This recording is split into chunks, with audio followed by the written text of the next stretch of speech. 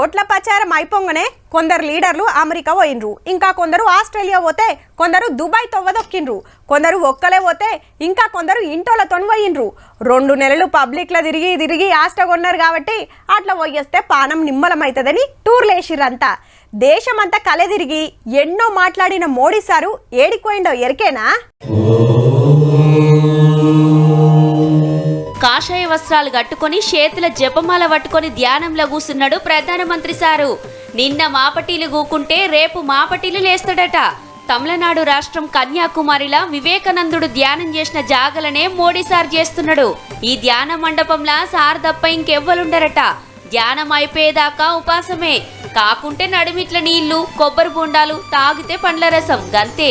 ఇక పొద్దుగాల సూర్య నమస్కారాలు చేసి అటెన్క మళ్ళా ధ్యానం మీద కూకున్నాడు. ఓట్ల ప్రచారం ఒడిచినాక యాత్రలు ధ్యానం చేసుడు సారుకున్న అలవాటు. 5 ఏళ్ల కిందట కేదార్నాథ్ గుహల ధ్యానం చేస్తే 10 ఏళ్ల కిందట మహారాష్ట్రలో శివాజీ మహారాజ్ ప్రతాప్ గడుకు పోయిండు.